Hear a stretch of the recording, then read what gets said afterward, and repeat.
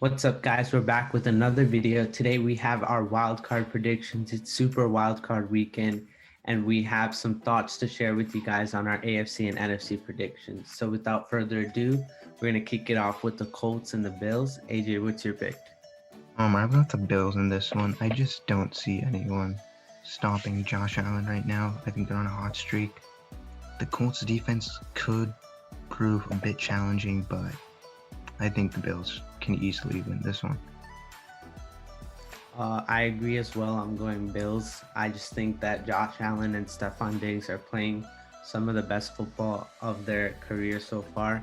And I think that the Colts can't stop this Bills high-powered offense. But I will say that if Cole Beasley is out, it could be a very close game that we can imagine. All right, next game is Browns-Steelers. Steelers defense, very tough. I'm going with the Steelers. I'm going Browns. I think that, Baker Mayfield, he's playing pretty decent. And I think that this Steelers team is sort of one-dimensional. And I think that the Browns can take advantage of that and game plan based on last week, because Mason Rudolph is obviously a step down from Big Ben, but I think that he can be very comparable to Big Ben in some ways.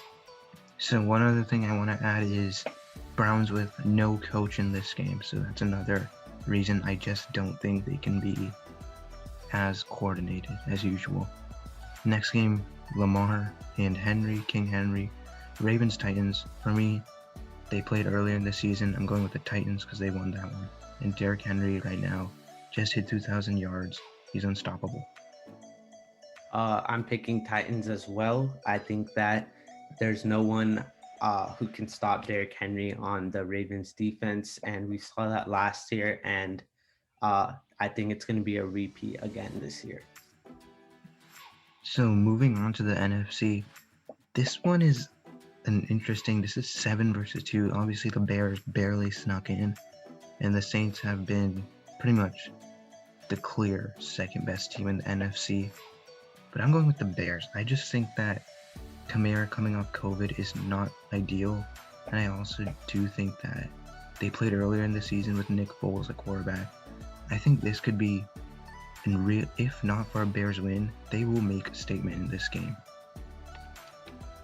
I've got a lot to say about this one. So I'm picking Bears under the contingency that like Roquan Smith, Darnell Mooney, or Jalen Johnson plays, because I think that those three guys are gonna help the Bears kind of improve from last week, because obviously the Bears didn't have Jalen Johnson or Roquan Smith for that game because Roquan left with an elbow injury. And I think that if Mitchell Trubisky plays a bad game in this matchup, I think Ryan Pace has a few decisions to make this offseason. I think he has to potentially look for a new franchise quarterback, possibly Deshaun Watson with the rumors brewing.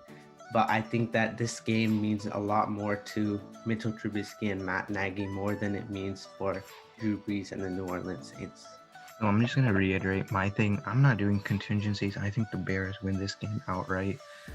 Only because the Saints, I've noticed, they have been up and down. So I'm going to give it to the Bears. Might be wrong, but I'll take a risk. Another risk in this next game I'm taking is the Rams-Seahawks. I'm going with the Rams. Obviously, Jared Goff questionable, but I do think that Aaron Donald, as you see on the bottom, I think his defense is going to be, after Russell Wilson, Jalen Ramsey, lockdown corner. I'm going with the Rams. I'm going with Seahawks. I do think that the DK versus Jalen Ramsey matchup is not favorable to Seattle, but I do think that with Jared Goff being questionable and coming off a fractured thumb, I believe that he won't produce as much as he has previous weeks. And I think that if like John Wolfform, I don't think I pronounced that right, but if he starts, I don't see a way that he can pull out a victory like last week against the Arizona Cardinals, against Russell Wilson and the Seattle Seahawks. And one thing I'll mention is these two teams played twice already, so I think they split it. So this will be an interesting game. Next up, probably the strangest game, I would say, of wildcard weekend, the Bucks and football team. Now, I've rooted for the football team all season. I know my preseason predictions, I didn't have them doing so good because I was Dwayne Haskins. I didn't expect Alex Smith.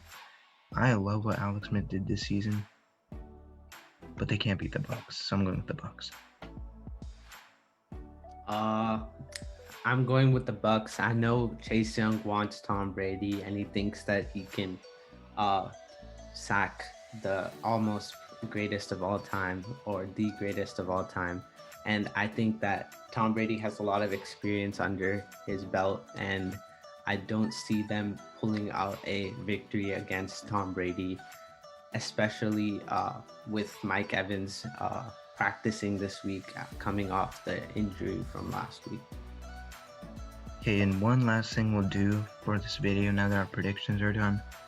Anish, who is your X factor this weekend, wildcard weekend? Which player will define a win for their team? My X factor is Mitchell Trubisky. Okay, so Bears only win if Mitchell Trubisky plays well. I like that, but I'm gonna go a little unorthodox. I'm going with the Browns interim head coach. And obviously I picked the Steelers, but I think, like I said, there's not a lot of coordination. I think the Browns have a really solid team, and they have looked pretty good at times, but it's going to come down to how they're able to manage this group of players who was not expected to be here and now find themselves against a division opponent in the wild card round.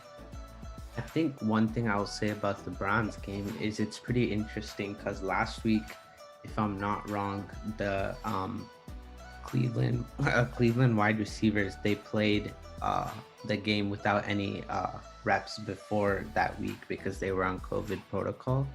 So I think that with a week under their belt, they'll be much more prepared to play the Steelers defense.